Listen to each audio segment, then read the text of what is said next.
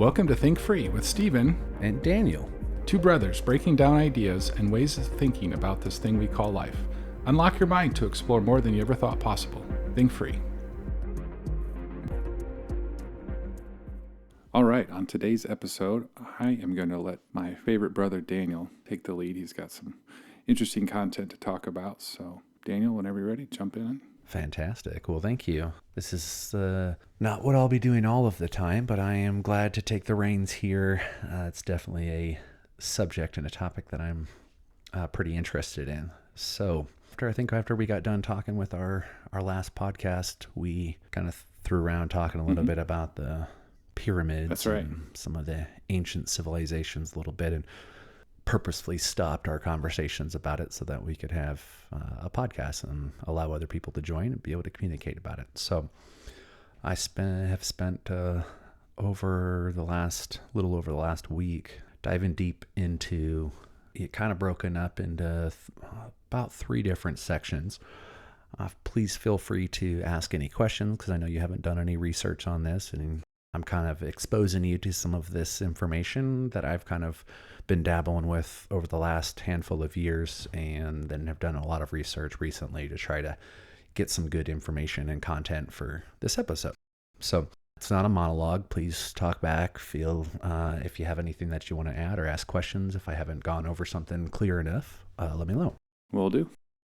So talking about ancient civilizations, we started with the pyramids in Egypt, specifically the Great Pyramid and the Plateau of Giza, where there's quite a bit of different monuments, both above ground and below ground, the Sphinx, and buried temples as well over in that area. A couple of the people I spent some time, Graham Hancock, he is kind of one of the, specifically in the last 20, 25, 30 years, he's one of the biggest and loudest people to kind of be talking about this in the space of ancient times, archaeological. He is not an archaeologist. He's never claimed to be an archaeologist. He's not a scientist, and he never has claimed to be a scientist. His background is in journalism. Okay. Started back in the 70s, I think, doing quite a bit of journalism. He's, I think, around 76 right now. Does he claim to be like a pyramidologist or Egyptologist, or is there any sort of classification that you've heard of for this sort of in-depth study? No, that's a great question. No, more about just ancient civilizations. Okay, so not just specific. Kind of our history. Yeah. Okay. In fact, his first book was his first big book was in 1995. It's called Fingerprints of the Gods. And we'll talk about it here in a little bit. But some major discoveries amongst actual scientists and archaeologists didn't get written about in that community and accepted until 2007. And it, like, almost all of it reinforced what he had talked about in Fingerprints of the Gods, of what his theories were on it. So a lot of those were confirmed through that. His most recent kind of big book was, he's had about 7 to 10 of them, was Magicians of the Gods. And it's not an add-on to Fingerprints of the Gods. It's a complete whole book all by itself. And it wasn't done in 2015. So it's well after the 2007, when a lot of that was already accepted. So his first time he appeared on the Joe Rogan Experience podcast was in 2011. Since then, he's been on it 11 times. I think he is the guest that's been on Joe Rogan's podcast the most amount of times, because of not only his books that he wrote, but also the exposure he got from the Joe Rogan Experience podcast. He got a deal with Netflix, came up with Ancient Apocalypse. Okay. Which, if you haven't seen it, I think it's got 8 episodes long, came out in 2022.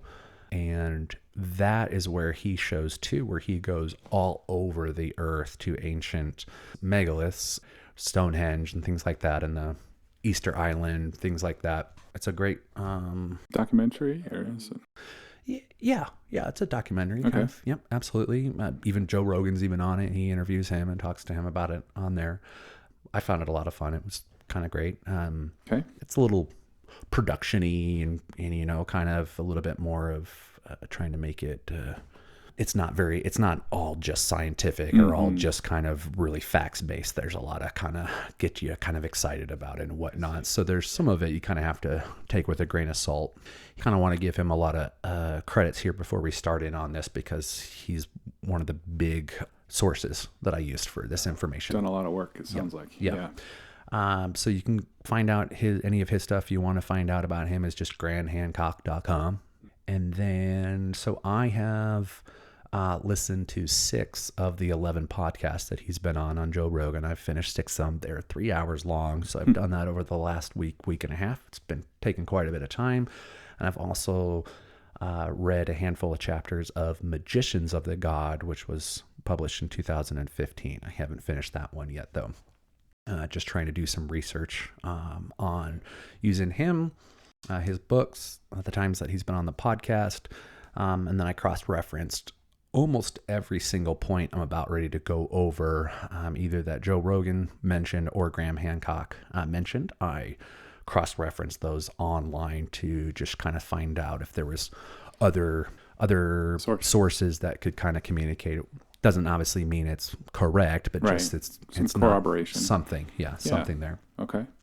And then the other person I want to talk just a little bit about, not so much, is Randall Carlson. Randall Carlson specializes in specifically catastrophes that have happened in the world. So he's more kind of the geological, not necessarily so much about the civilization, and kind of Graham's more on the civilization portion of it.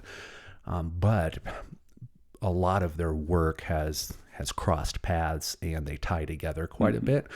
They did a road trip, a very famous road trip from the West Coast all the way over to Ohio, taking a look at what the remnants are from the North American ice sheet and after it melting.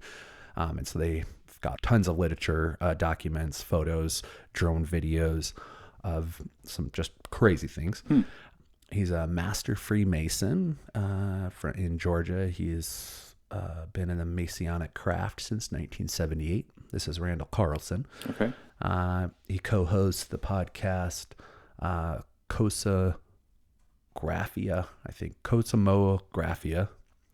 Easy for you to say. Yeah, you might be able to help me with that while you're searching for that. And then just kind of a comparison, since 2014, Randall has been on the Joe Rogan Experience podcast 7 times. And I've listened to 3 of the ones that he's been on as well. His website's a little more woo-woo looking. A little bit more. Yeah, would you say so? Okay. Yeah. Okay. And it really doesn't have much of any content, and actually goes to a spin-off of like a YouTube type place that it's a little bit different. So he's kind of more all about videos than this. Okay. Cosmographia. Cosmographia. Thank you. So that's kind of a little bit of a basis of some of the content behind here, because the source material, because I absolutely do not claim to know anything about this other than what I have done some research on. You have yet to travel to Giza yourself. I have yet to travel to Giza. Okay. Yes, correct. Graham also has gone to Giza, and he's climbed to the top of the Great Pyramid because he went back in the 80s and 90s when you were allowed to do that still. Wow. And the same with a lot of these other places. And then, of course, he's been invited by people that are actually in charge of some of these sacred temples and sites to get unprecedented access to these that nobody else can get to. So he's gone inside of the Great Pyramid when not a single other soul of person except for the caretaker is there with him. So there's no crowds, there's no groups. It's him going through there. So we're going to talk a little bit specifically about the Great Pyramid, the Sphinx, and the Giza Plateau. And then we're going to cross-relate that to another site called Göbekli Tepe, and that's in Turkey. I've heard of that. And then we're going to kind of talk a little bit more about what happened and kind of relate it to North America. So some background: the common belief is that the Egyptians built the pyramids around 4,800 years ago. Okay. So that's been the talk. That has been basically since the early 1900s. That was the common belief, and then it was solidified in the 1950s, 1960s, and up until about 2007, not much has been challenging any of that. And the Egyptian government and people are have been very resistant to changing that narrative that it was anything other than this. Partly probably because of legacy of they would never want it to not be them who had built the pyramids, these great things that are there. So the Great Pyramid specifically, it's one. There's the Giza Plateau. There's 3 of them there on the Giza Plateau. And the Great Pyramid's the largest of the 3. It has over 2.3 million stones on this. In just that one pyramid? In just the one pyramid. Wow. Each of them are weighing anywhere between 2 to 80 tons. So 1 ton is 2,000 pounds. So we're talking about, 160,000 pounds. So some quick math to think about this. If you place 10 stones a day, it would take you 634 years to just build the Great Pyramid. Wow. Just the one. And it doesn't include digging, cutting, or moving the stone to that location. Just simply if you set them 10 stones a day. And those stones could weigh anywhere up to 160,000 pounds each. Yeah. Yes. Those ones specifically, the 80 tons, the heaviest stones, they're red granite, and they're weighing over 80 tons. And they're placed what's called the King's Chamber, yet there was no sarcophagus or any remains or any reason to believe that it was an actual burial place for it. But it's called the King's Chamber.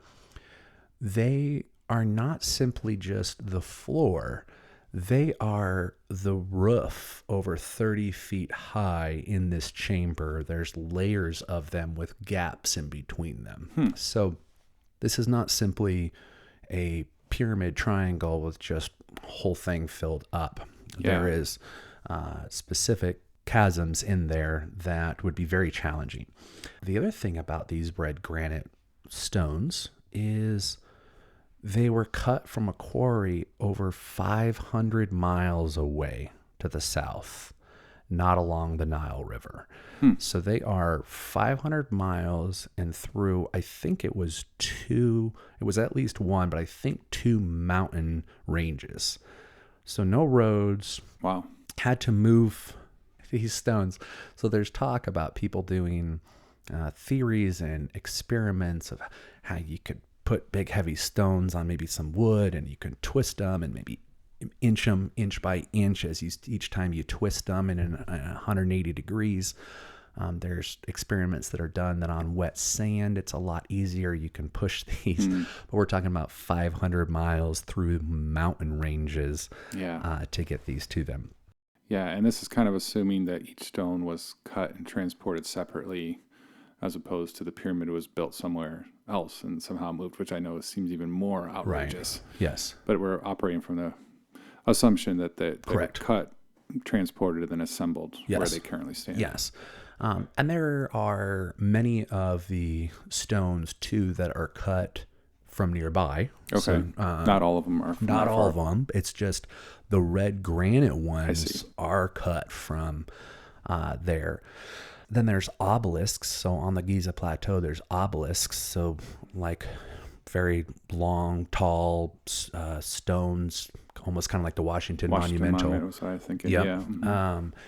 And the obelisks weigh hundreds of tons. So the red granite weighed 80 tons. These weighed hundreds of tons and were also moved from a quarry hundreds of miles away and had to get moved. And they know that they came from this quarry because that's the only place where that type of rock is located, and they Okay. can see excavation remnants from Okay. them. Yep. Some of these ancient sites around the world, I can't remember where this one was at, but there was actually a couple 100-ton stone that was perfectly cut out, but you can see a fissure through it, that they literally were creating it and realized that it was imperfect and it was cracked, and then they left it there. They just left it there. Moving on. Yep. Wow. Big deal. So now we're going to get into a little bit more, some of the numbers basis that relate to this. I know can be a little bit almost like the Randall Carlson website. It can be a little woo-woo, or the Jim Carrey movie. I think it's number 23 or something like that, where if you're thinking that these numbers add up to this and can make this, then you're going to see that wherever you're looking, and it just kind of confirms what it is. So I can get some of that, and at the same time, some of this is kind of crazy. Okay. The coordinates for the center of the Great Pyramid is 29. I think it's the latitude 29.9792458. That's what I would have guessed. Exactly. Yeah. Which is important because that is the exact number at which is the speed of light in a vacuum for meters per second. Seems like an odd coincidence. There have never been any mummy or human remains found in the pyramid, even as they have found new undiscovered rooms. They just this year found an entire new room they have not entered yet. They found with radar detecting. So they have found a void they didn't know was previously there. And so they have continued to find these new rooms. Wow. And there is no evidence. There's the first time that any of recent history that anybody has even entered into there, and there is absolutely no remains. Because one of the big things is that it was built as a burial for a king. We've all been or told. pharaoh. Yeah. Yep. Glorified tomb. So the other thing that's interesting is the Great Pyramid is facing true north within 3/60th of 1 degree. Mind you, the Chinese invented the compass over 2,000 years later from when the pyramids were supposed to have been built. So without a compass, the Greeks were also the ones who invented, or supposedly invented, these celestial bodies in our constellations. So thousands of years before any of that was done, somehow they were able to build this pyramid so that the entire side almost perfectly faces true north. Thus, all four sides hit all four cardinal directions, north, south, east, and west. Which could be a coincidence. It could. Yeah. It could. It would be a hard coincidence to just happen upon. Right. Randomly, because they had to pick a direction. So correct. Yeah. Yep. So hieroglyphs in the pyramid outline nearly every aspect of the Egyptian race and culture, except there is not a single mention of them building the pyramids. Not one single depiction of the construction of the pyramids exists in the hieroglyphs. And we're talking about hieroglyphs all over the country, not just around the pyramids, right? Correct, but specifically in what you would think as they're making this ginormous structure, that they would show what it was like, and what it took, or some type of record for it. Yeah, okay. Mind you, we have only even been able to translate the Egyptian hieroglyphs and the ancient Egyptian language because of literally the Rosetta Stone. Literally one stone. I think the Greeks found it. They then translated it into 3 different languages. And that's the only way that we have, even if we didn't have found that one, we still wouldn't know what any of the hieroglyphs mean. We don't know the language on Easter Island, which are those big statues, big heads people. Yeah. We don't know what any of those hieroglyphs, any of those language, any of those writings, don't have any idea of what it is, because we don't have a Rosetta Stone for it. For those languages. Yes. So it's not as simple as just saying, oh, well, I'm sure the hieroglyphs are there. We just haven't been able to read them, because we literally have the key to unlock what all of the hieroglyphs mean. And so the fact that they did it for every other aspect of their entire race and their civilization would seem like it would be very odd to just omit, these great pyramids that we're building. Yeah, especially since it would have been significant. Very much. Impact, and yes, spans generations. Yeah. The original height of the Great Pyramid because it had a cap. It had basically another triangle on top of it that scientists and archaeologists admit that it was made out of most likely gold. Wow. And then the entire sides of the pyramid were covered in limestone originally. And the best guess is that the limestone got taken off and removed because it was valuable and they could use it in other aspects. So over the years, it got taken off. Okay. So the original height of the Great Pyramid matches the Earth's perihelion. Perihelion is when the Earth is closest to the sun in its rotation. Got it. So if you take the height of the Great Pyramid, the original height, Okay. and times it by 43,200, you get the polar radius of the Earth. So if you go to the middle of the Earth and go up to the polar, so the radius of the circle, and when you take the base perimeter, so you take the length and the width all the way around it of the pyramid, and also multiply that by 43,200, you get the equatorial circumference of the Earth. The skeptic in me is saying, why 43? Oh, great. Okay. 43,200 is important because it is a precessional number. It's a number generated by the precessional rotation of the Earth, which is its wobble. Okay. So as the Earth rotates, it wobbles a little bit, which the Earth operates at a wobble of 1 degree every 72 years. 72 years times 600 is 43,200.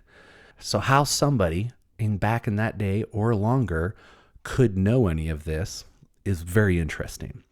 The wobble also, the precessional wobble also takes 26,000 years to complete a cycle and return to its original spot. Every 26 years, we come back to the same spot. Threw a number in there, something times 600. It's just because 72 goes in evenly into 43,200. Okay. Which is 600. Okay. But there's a reason that... I'm not sure the reason for the 600 specifically. Gotcha.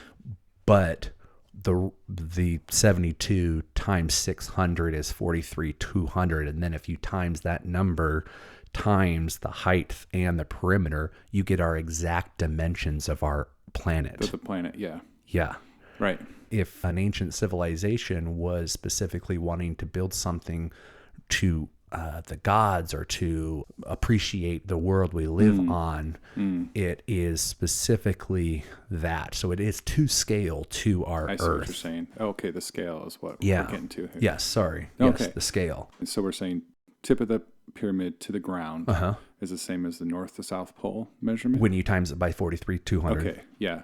And the ratio is the same as the base of the pyramid is to the Earth's circumference. The perimeter, you mean? Yeah, I'm just switching up the math in my head. So it could be 600, it could be 1,500, it could be 3. That doesn't matter because the point is the height to base ratio is the same as the poles to equator ratio. But you really need the 72 years is the very specific thing because the Earth operates at 1 degree change every 72 years. And then there's even more to the 72, which I'm not going to get into, but Graham talks about in a couple podcasts, which is very specific to other ancient civilizations we know. 72 years is very important to a lot of ancient... Shows up in other places. Yes, in other places. Okay. So it's I can't remember all of it. I probably should have written that down, but that's okay. So the 72 years is important. And so if they're thinking along this logical line of the precessional number, so it literally wobbling. So somehow if they knew that it wobbled and that it moved 1 degree every 72 years, and then they somehow knew the circumference of the Earth and the radius to its pole, right? They then can just simply go, oh, okay, 72. So even just the fact that 72 goes into even the diameter and the radius of it is kind of crazy. I agree. And then to think that they were able to figure that out is even crazier. Right. There's no way to explain that. Yeah, this is very odd. And then another thing that's important to know is this wobble. So remember, it operates at 1 degree every 72 years. The wobble takes 26,000 years to complete a full cycle, at which point we would get back to where we started, 100% where we started. And then if you start talking about constellations and stars, that means that every 26,000 years, the stars and constellations will be in the exact same spot in the sky from any standing point on Earth. So if you are standing here in North Idaho and you go back 26,000 years exactly to our day, the stars will be in the exact spot in the sky where they're at, because the frame of reference is Earth. Okay, so then moving a little bit too, if you take just because we're talking about the precession, if you take the precession of the Earth and now we look at the Sphinx, okay, which it is pretty widely accepted that the Sphinx's head is too small for its body, and that somewhere along the line in its creation to now, someone has recarved the head, that it must have either gotten damaged or something happened and they purposely shaped the head. Not just a Graham Hancock theory or view. It's pretty widely agreed upon that is the case. Okay. So if you take the precession of the Earth and you look at the Sphinx, you begin to see even more evidence of the site being much older than 4,500 years. We have computer programs now which can precisely calculate at any point in history over the last 30,000 years exactly where the stars and constellations were in the sky from any point on Earth. So because we know that it's 1 degree every 72 years and that it takes 26,000 years to go through a cycle, you can put all that information into a computer and know where the stars are right now. And almost like a time machine on your Mac, you can literally slide back and go back to any date you want, pick a spot on the Earth, and you can see exactly where the constellations would have been at that day and that time. Accounting for the wobble and all that Correct, other stuff. exactly. Yep, 100%. Taking those computer programs and models, using the precession of the Earth, so the wobble of the Earth, we can see that the Sphinx, which I wouldn't say is widely agreed upon, but there is a lot of people, including Graham Hancock, who believe that the Sphinx was originally a lion, and his head was that of a lion, and his head dresses that the Egyptians wore, that was basically his mane. Somebody modified it after the fact. Right, as they were human. Yes, exactly. So we can see that the Sphinx was gazing, if we believe that it is a lion, at its own celestial counterpart, the constellation Leo, at dawn on the spring equinox in exactly 10,000 BC. So you have the summer solstice, you have the winter solstice, right, and you have the spring and the fall equinox. On the spring equinox, the sun rises exactly due east on the spring equinox. And taking that same model on the same computer, while 90 degrees away due south, Orion was lying on the meridian in exactly the pattern of the 3 pyramids on the Giza Plateau. Because if you right now go look at the pyramids, they are not in a perfect line. They are a little off from each other, but they're kind of in line, and they do not match Orion's belt right now. As we see it now. But if you look back exactly 10,000 years, or not 10,000 years ago, 12,000 years ago, 10,000 BC, on the dawn of the spring equinox, they are perfectly aligned with how the belt is. Very crazy. And again, all of this is not just picking a random date. We're taking and looking at the precessional numbers. So the 72, the 1 degree every 72 years, 26,000 years to complete a cycle, and so forth. So the Sphinx, the Great Pyramids, and then also Göbekli Tepe, we'll talk about that here in a second. All of this was when, for thousands of years, humans didn't even know we lived on a planet, never mind its dimensions. So we're talking about all of that. We didn't even know that we were on a planet, didn't even know the dimensions, nothing. Kind of going back to our first episode, right? About exactly conceptions of the space we inhabited. quite a bit of also being able to identify timelines, also with just straight up evolution. Anytime we talk about, dinosaurs 65 million years ago, that is through carbon dating. Carbon dating, just real quick recap of carbon dating, is it's based on the fact that all living organisms like trees, plants, people, animals absorb what's called carbon-14 into their tissue. And then when they die, carbon-14 starts to change into the other atoms over time. And so then you can estimate how long the organism has been dead by counting the remaining carbon-14 atoms in it. It has to do with the half-lives and how long it takes to deteriorate. Correct. Right? Yep. So because that is the case, it is impossible to carbon date stone. Because there's no organic material. Yeah. Yes. You can carbon date the organic material underneath the stone, but that really only tells you the earliest. It could have been moved there a long time ago. We could have had different changes. There could have been floods. There could have been lots of things that happened. And so it's not even an exact time being able to do that just off of the organic material underneath the stone. So the dating of the pyramids is only a guess. So the 4,800 years ago that has been claimed to have been how old it is literally can only be a guess, because you have no idea how old those stones are or when they were actually placed there. Again, there's no hieroglyphs to even talk about when they were there. And probably nobody even knows when the 4,800 number came about. It was probably just, as long as we can remember, that's what it's always been. Right. And Graham Hancock argues that it confirms other previous beliefs that someone might have, especially like other written documents, like say the Bible or the Torah or Quran, things like that, that really it helps reinforce those ideas that they already believed in and feel. So it'd be an easy thing to accept even if you didn't have any evidence. Correct. It's really interesting because there are records, there are what were called king's records that the Egyptians have, where they very meticulously have documented every single pharaoh and king that they have had throughout their life. They actually go back as far as 30,000 years from now. I didn't know that. Because the archaeologists and scientists, to Graham Hancock's argument, only believe the records, the king's records, up to the date that they believe that actually happened.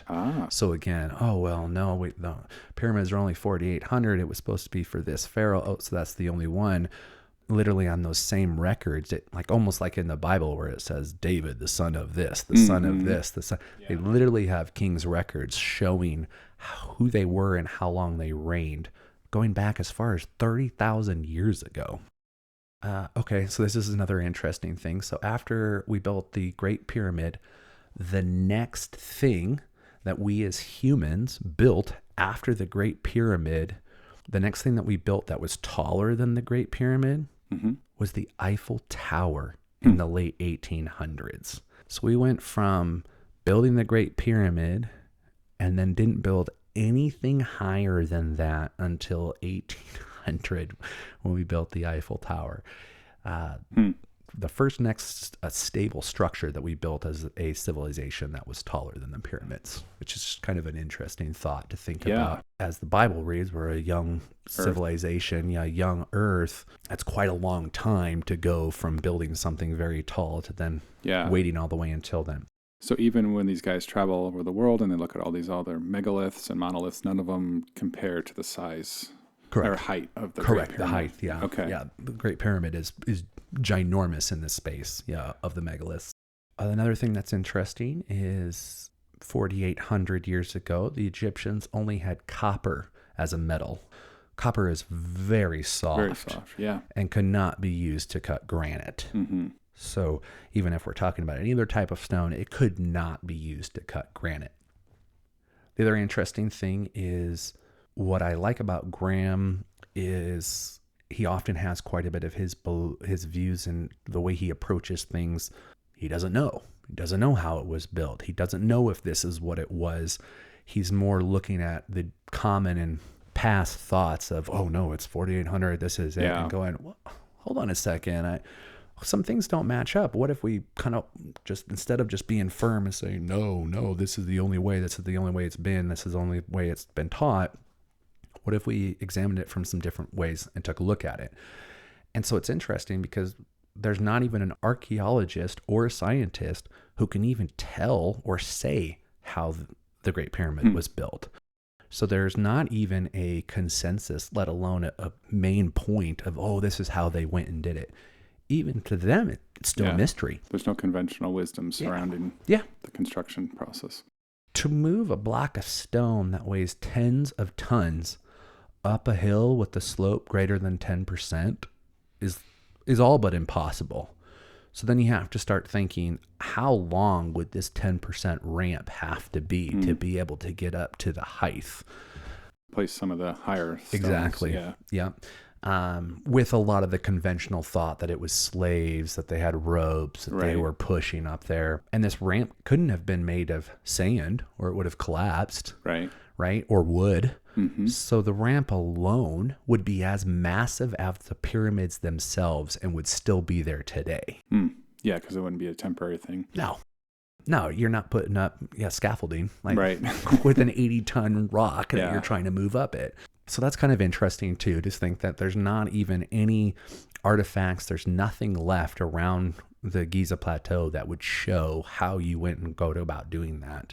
How an old civilization would do that 4,800 years ago with the information that we know, the technology that they had at that time. And there's any hieroglyphs that would talk about some other mysterious invention or technology that the Egyptians would have had to have even been able to do it. Now I want to jump to Göbekli Tepe in Turkey.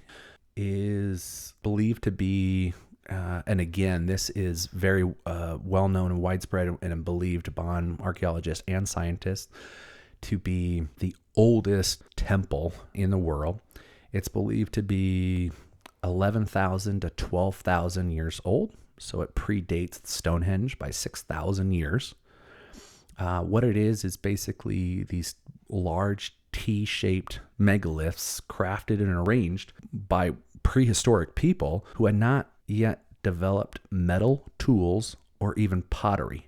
So there hasn't even been any pottery discovered around this area or any pottery in the world that has been identified to be 11 to 12,000 years old. Mm-hmm. The T-shaped pillars are as high as 16 feet tall and weighing between 7 to 10 tons. What was really interesting is that only 5% of this temple has been excavated.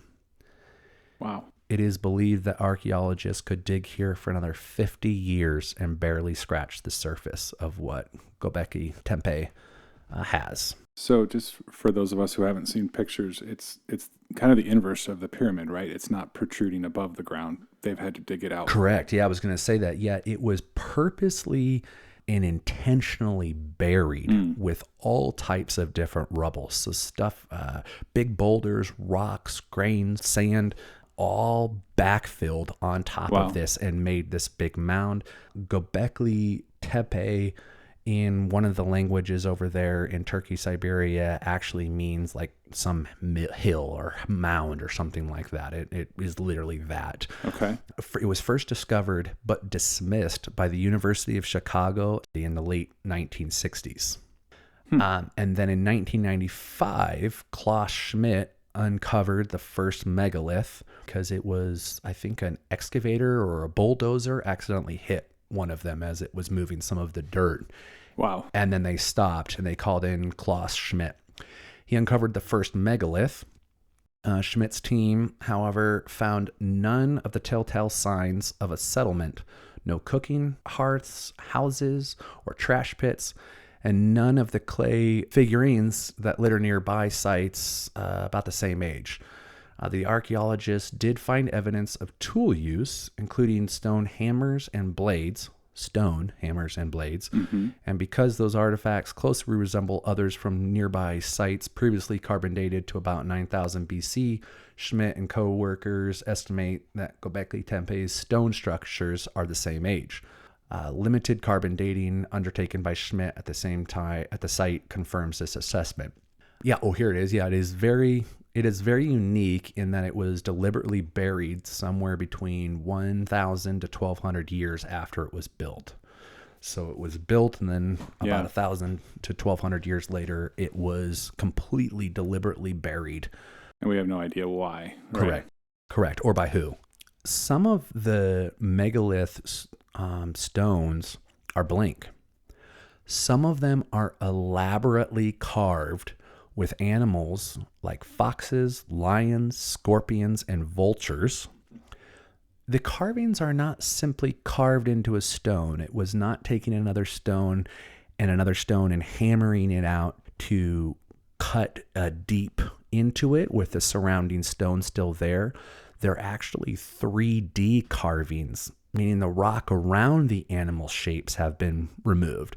So you think of someone who uses a tool or a chainsaw to carve a bear into your tree in your front yard, your stump. It literally has indentations. You can put your finger underneath its belly, the animal's belly, and the stone below it. They carved out the stone around it to create the actual carving of it. Again, with stone tools. There's presumably, yes. I mean, there's no metal at this time, and there's not even copper at this time. There's tens of thousands of animal bones that have been uncovered here. All of them show signs of a hunter-gatherer site.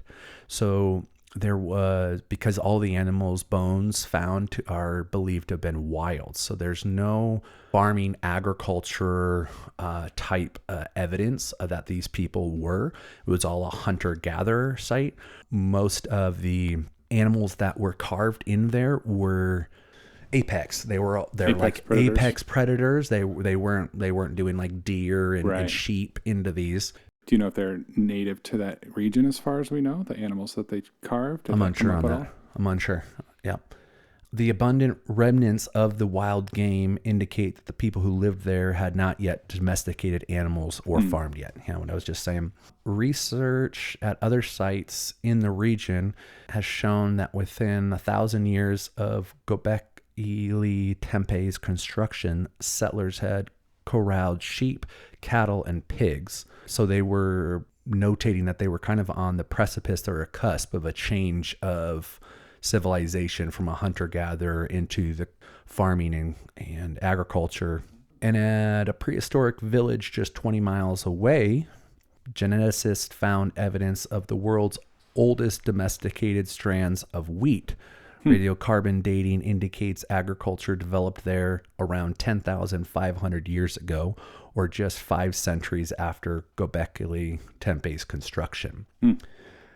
Another thing that's interesting too, not necessarily just to Göbekli Tepe, but we're talking about 6,000 years before the invention of writing here. So thinking of Göbekli Tepe, there's more time between Göbekli Tepe and the Sumerian clay tablets etched in 3300 BC than from the Sumerian tablets to today. So there is a long period. So we think of the Sumerian clay tablets etched in 3300 BC, which, 5,000 years ago. Yeah. You have to go back longer to go back to Göbekli Tepe. Yeah, it's a huge gap. So we're talking about a long time of development and change and growth for just the human species as it goes forward. I think in around 2007 to 2010 is when I think Göbekli Tepe became under kind of the watchful eye of the government and became a sacred space. And so that's why they haven't really allowed much other excavation of it, because they are fear that it's going to damage and destroy the rest of it. And they care more about kind of it being a holy place rather than trying to find out more about our history. So it's more about preservation than discovery at this time. Exactly. Yeah. Which also coincides to the Chinese.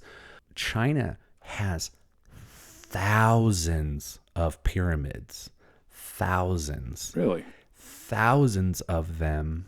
And the Chinese government, as they started to find them, I think in the early 1900s, didn't have the means or the money. Back then, China was a different place than it is now to do any of those excavations. And the predominant statement of why they still haven't excavated any of them is because there's no profit in it and there's no motivation to do it. And they're fine if it's been sitting there for thousands of years. What's another 200 years? So there is completely just absolutely unknowns about thousands of pyramids inside of China because no one has been able to excavate them or has had any reason to, as far as we know. As far as we know. Absolutely. Yeah. So with these two sites, Graham specifically has been motivated to just find out, okay, these don't match up. There's some very oddities in here. So then trying to figure out, okay, well, then what happened? What did happen? Why don't we see any of this? Why doesn't it match up to 4,800 years ago? Why does it not match up that the Egyptians could cut this and move this 500 miles away? What happened? So which I'm going to go into next, which is the last part, theories about what could have happened so that these were actually created much longer, at least 11 to 12,000 years ago, and it could have even been more than that. Okay. And that people like the Egyptians simply found these megalithic structures already there and put their attributed to their and culture. their hieroglyphs all over it, and it's just there, and then it's just been that way ever since. In his book, again, here's something that's documented. There's even photos of this. June 30th, 1908, in Siberia, an event called the Tunguska event occurred. Have you heard of that before? I have not. This is so crazy. I know. I haven't either. And this stuff is really amazing. It was a 100-meter wide comet, 100 meters. That's a whole football field, basically, a little bit bigger than a football field, that exploded over Siberia with a force of over 12 megatons. How much energy is that? As much energy as 1,000 Hiroshima bombs. Wow. So a comet came into our atmosphere over Siberia, exploded and bursted in our atmosphere over the land with a force of 1,000 Hiroshima nuclear bombs. The power from that flattened, and this is where the photos are, completely laid down, flattened 80 million trees over 2,000 square miles. Wow. Not a single person died because it wasn't an inhabited place, but it would have killed millions upon millions if it would have hit a large city. So you take that information, okay, we 2 times, June and November or June and December, we go through the asteroid belt, the Kuiper belt? Kuiper belt or whatever that's called, Okay. We go through that. A big reason we don't get hit is because of Jupiter. Jupiter kind of saves our butt a lot of times. And recently, in the last 20, 30, 40, 50 years, we've seen, have identified one this size, about 100 meters wide, that actually exploded into Jupiter. And the plume cloud was as large as the Earth on Jupiter. So because of its much more significant gravitational, because of its gravity, it pulls it and just sucks them in. So it is a very big protector of the Earth, is Jupiter. So taking the thought of that, of going, okay, well, that has happened. We know of it in literally the last 120 years. We have photos of it, documentation of it, eyewitness accounts of it. There's a lot of documents on Tunguska. Another thing that has been widely known is that some cataclysmic disaster event occurred around 11,800 to 12,500 years ago in North America. That is when the ice sheet began to melt, the Great Ice Sheet. I can't remember the name. It started to melt. And so for a long time, it's been, there's something that happened. We don't know what happened. Started to melt, it melted, and we came out of the Ice Age. So Graham's proposed that a certain disaster happened around this time period in his first major book, The Fingerprints of the Gods, in 1995. In 2007, over 60 scientists and archaeologists published a paper identifying this disaster. This time period was called the Younger Dryas period. Okay. And so what he proposed the disaster was a comet or multiple comets, just like the Tunguska event, either hit North American ice sheet or exploded in the air above it, just like the Tunguska event, and almost instantly, within the matter of days, melted the entire ice cap that was on North America, and thus causing a rush of water, causing a tidal wave of nearly 1,000 feet high. It is 100% agreed upon that the ice sheet was, in some areas, up to 2 or 2.5 miles thick. That's thick. Very thick. So if you were to have something that immediately melted all of that, there would be a lot of water. Yeah. So I don't know if you've heard about coastal ancient civilizations, that the waters used to be quite a bit lower, the oceans did, than what they are right now. So things like the Bering Strait with Alaska and Russia, Indonesia used to be an entire, just one last, not a whole bunch of islands in a long leg. And as this cataclysmic disaster happened, which scientists agree, the melting of the ice cap rose the sea levels, which then created this difference of a world that we have right now.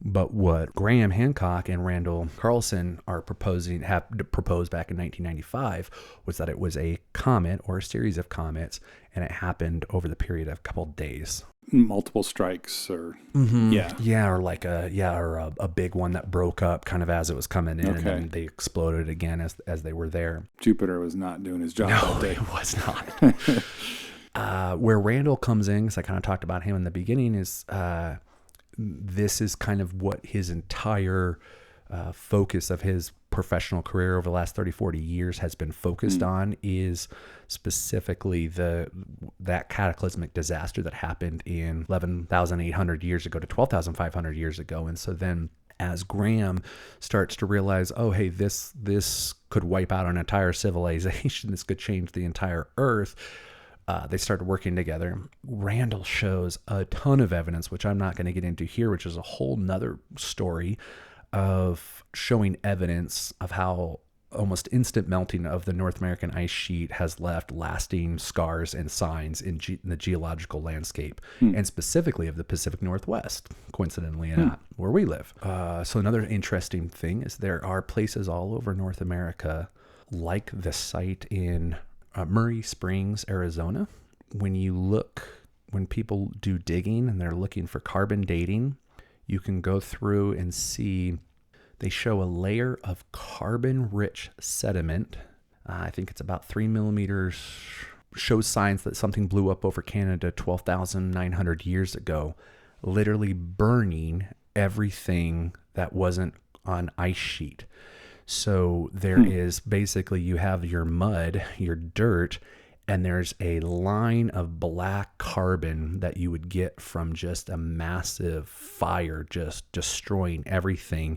And then there is now other dirt and materials past it that are not consistent with that carbon that's there. So what you would have happen if you had these massive comets coming and exploding, which the one that happened in Tunguska is 1,000 Hiroshima bombs. So if we imagine dropping 1,000 to 2,000 Hiroshima bombs all over North America, it's going to create quite the disaster without the radiation, thankfully. So we're able to still be here now.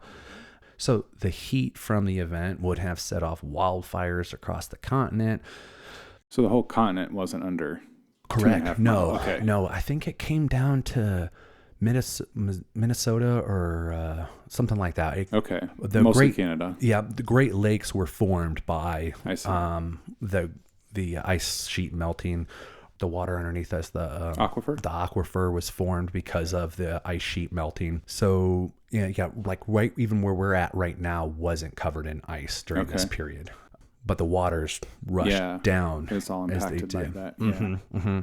Another thing that's widely accepted is that there was a prehistoric people called the Clovis culture that lived in the Americas before the Native Americans. The interesting part about that, though, is when you start going and looking for artifacts, Clovis artifacts are never found above this black mat or that black carbon sediment. Okay. Meaning they were wiped out as an entire race. The Clovis culture was wiped out because they don't have any spears or tools or spearheads after that sediment period. They can't find any of that. They've taken ice cores as well as sediment cores from land and in the sea as recently as 2018 that contain signatures of giant wildfires that support the idea of widespread burning event about 12,800 years ago. The layer, typically a few millimeters thick, lies between older underlying strata that are chock full of mammoth bones and younger. Oh, and so it's in between that and then younger fossil-free sediments immediately above. So again, just like the Clovis culture, mammoth bones, lots of prehistoric animals down here, saber-toothed tigers type things. Then you have that black sediment, that black carbon layer, and then nothing else above that as far as that goes. So again, it's believed to be that this catastrophic event, which not everybody agrees was necessarily a comet, but that this event is what killed off the mega mammals that we used to have in North America. Okay. And no longer have. And this is just more evidence to kind of prove that it did happen. There was something that happened there that then caused no more bones to be above that line when that happened. And just to summarize, this theory that you're talking about includes not only devastation from fire and explosion, but also the ensuing tidal wave of melted ice that would have washed everything out. Icebergs blowing. So some of the stuff that Randall and Graham show pictures of on the podcast and their websites and the videos and the drone footages are couple 100-ton stones that you can see that were literally once in an iceberg that got carried by this 1,000-foot tidal wave, sat on top of the mountain, melted, and it left this ginormous stone that doesn't match any of the other type of material, earth material that's around it. It should not be there. It's foreign. And it came because it came down with the tidal wave. There's some really interesting drone shots about 200 feet above the ground that they go out all through like the Dakotas and Montana that show ripples in the earth. So just like you have sand on a beach where the water comes away and there's these like little ripples in the sand, they're literally 50, some of these are 50 feet high by 100 feet ripples, and you wouldn't be able to even see them if you were walking really on the ground. He shows them the drones up there, which is literally the water because of how strong it was. To go there you can see cutouts. It's some really fascinating things. Then one more thing that I forgot to talk about the Sphinx was there's also weathering from rain, from thousands of years of rain on the Sphinx, and there hasn't been any type of rain that could have done that type of weathering and damage to the Sphinx from 4,800 years ago till now. And so it could have only have been from an amount of rain or water from some type of event over periods. It's just, there's a lot of evidence. So what Graham and a couple of these other people propose in their theories and their ideas is that we're basically a species with amnesia, where there very possibly could have been an ancient civilization that was much more technologically advanced than we are today, not using the same technology that we have today, but they figured something else out. And a cataclysmic disaster happened and wiped them all out. You think about right now, if we had World War III, nukes go everywhere, almost our civilization gets destroyed of the human species. The people that were left that did survive, who is going to be most successful in surviving? you or I or the hunter-gatherer group down in South America or in Africa right now. That still maybe has never seen a cell phone. Right, right. And so you think of metal, you think of a car, you think of a refrigerator being out in somebody's yard since the 1960s, and you watch TV shows, American Pickers, and you see how decayed and rusted they are. Imagine that over even 10,000 years. There could easily have been metal even back then. Or another compound. Another compound Yeah. that is completely gone. And what we are left with are the stone that are there. Interesting. So it's very interesting. Graham, he leaves open the possibility for crazy things like aliens, but doesn't support that or doesn't think that that's a solution to it. Okay. It's just simply the type of humans that we are saying we know were there 4,800 years ago, the type of technology that we know they had does not match and does not show signs and explain what this does. Yeah. And so then he goes, okay, well then there was this cataclysmic disaster. This we can really kind of identify that it happened at this time. Oh wow, some of this material that we can carbon date was from around that time. Okay, so this so Göbekli Tepe, the Great Pyramids, they're at least 12,000 years old and could have been tens of thousands of years before even that. It's just boggles my mind. It was very interesting and exciting to kind of dig through all of this and kind of look at this and find a lot of these facts that I just had no idea about. Yeah, and I think it's the kind of thing that most of us maybe gave a little bit of attention to when we were younger, and it didn't all add up. But when you're a kid, lots of things don't add up, and you just say, "Oh, I'll figure that out when I'm older," and then not all of us circle back around to keep asking those questions once we have a fully formed prefrontal cortex and more life experience and that sort of thing. Yeah, and it doesn't really immediately do anything to your life. It doesn't impact your daily. Yeah. So you become an adult and dealing with everything else. There's not really much reason. Yeah, so Graham and others aren't necessarily proposing that they have the answer. They're just saying the answers that we've been given are insufficient. Correct. And here are some plausible other explanations. Yeah. And to his own statements is we don't know. We can't know. Yeah. Our current technology, there's no way for us to 100% know how that happened, who it was, what year it was, what tools or technology they had. But it makes a lot of sense that if we were to have a large disaster now, the people who would be most successful to continue the lineage of the human race would be hunter-gatherers, because it's literally what they do every single day. Like we have, we always talk about like zombies or whatever. Like if we had to go search for our food and we didn't have a gun, we were trying to do this with a bow and arrow or a spear, like I'm dead. Like I'm not surviving. I can't do it. So you think about the cultures that live and breathe just by doing hunter-gatherer types would be the most successful. And then consequently, they wouldn't, that's where the amnesia comes in, because they wouldn't have the After memory. a couple generations. Of cell phones, of airplanes, of the internet. And you have different languages. Maybe the Easter Island, it does maybe talk about some of that, but we don't have anybody that can communicate on it. Yeah.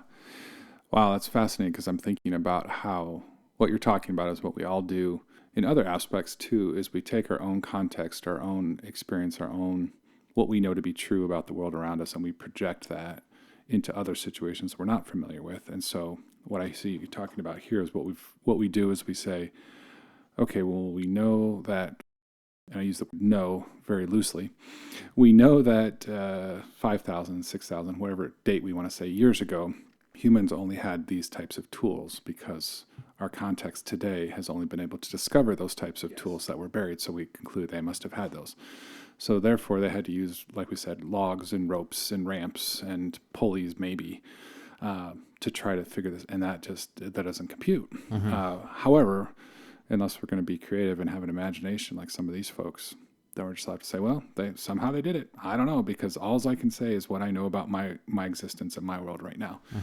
And so then we sort of move on for that. And I think we do that in other areas too. This is a great example of how we don't think free when we aren't willing to examine that our context bias impacts our ability to be creative and imaginative about the other things. Yeah. You don't have an inquisitive mind. You don't ask how or, oh, that seems interesting. Like if you already believe that the pyramids could have been built by the Egyptians, ancient Egyptians, and it's only 4,800 years old, well, then Easter Island is not that big of a deal. Yeah. They just kind of did it, just kind of how people at Stonehenge did it. And it was just, they were able to do things. They had a lot of people. They had slaves. Lots of time on their hands. Yeah. Göbekli Tepe would be the same, Right. same sort of thing. Until you consider that there could be alternative explanations, like what you're talking about. Well, and Göbekli Tepe is interesting too, because if you don't have a group of people that are moved into the agricultural farming and taming of animals, you don't have necessarily a reason. If you're a hunter-gatherer, you don't have a reason to stay in one place. Right. And you don't have a system, process even understood in your mind to build houses, to have hierarchy, have people tell people what to do. Yeah. So it's really interesting to say, well, there's nothing written. There's no even language at Göbekli Tepe. So there's before even our known uses of written language, of forming of an organization, it's just mind-boggling to think, how do they even do this? So there has to be some other explanation than just some little nomad hunter-gatherer group that was just like, oh, we're going to build a big-ass temple that's ginormous, and we're going to do it extravagantly by carving these things. That's not even just paintings. These are carvings, details. Yeah, and I saw some pictures of the embossing that you were talking about, where the animals are in relief. They stick out, they protrude from the stone instead of being carved into it, which seems much harder. Yes. Take different tools and different skills. Right. Yeah, and I think I get a little bit stuck with, okay, if there was an ancient civilization that had a technology that we maybe can't understand or somehow superior to what we have today, why isn't there any evidence of it? Did it all just rust away over thousands of years? It's a different thing to have no evidence and still postulate something versus having evidence to the contrary and still hold on to that postulation. And we don't have evidence to the contrary. We just have a lack of evidence. Other than the structures that you started talking about. Right. The pyramids, the Sphinx. How, we don't have the evidence of how. Yes. Right. We have evidence that they were done. Right. That's not in dispute. It's just the how. And we don't have evidence to claim that they were done a specific way either, that you're trying to dispute or Graham's trying to dispute or anything like that. We have the lack of evidence that they were done anyway. Or the time period. We don't even have the time period because they're stone. Yeah. So that's why most of these statements about that 11,800 to 12,500 is because that's when the Younger Dryas period began. I see. And so it's just, we know that it was at least that old, that it was there because it matches up with all those things. But we have no idea to know if it was, again, 10 or 20 or 30 or 40,000 years even before that. So there could have been this technology or devices that were used to create those that actually deteriorated over 60,000 years. Right.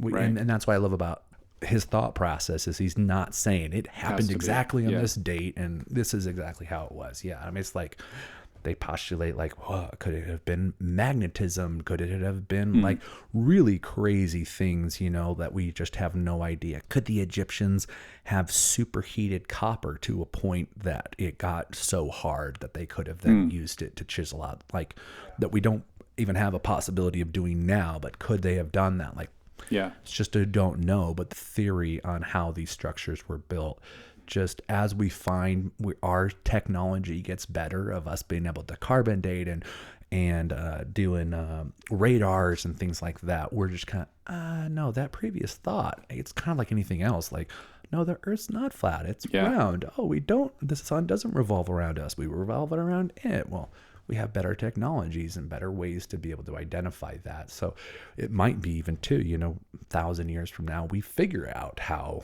it was done. If we make it that long. Right. Yeah. Fascinating stuff. Yes. And like I said, there's hours upon hours of Graham talking about these things and connecting it with tons of other ancient sites. But I think a great place, if anybody wants to even dip their toes into it, would be the Ancient Apocalypse on Netflix. And then if you really want to start going down, just start watching the podcast of him and Joe Rogan. YouTube, Spotify, wherever you find your podcasts. Correct. Yeah. Excellent. Thanks for doing all that digging and sharing with us. My pleasure. I sure learned a lot. I don't want to do it again anytime soon. That was stressful. Okay. You did great. Thanks. Well, I guess until next time. All right. Until next time. All right.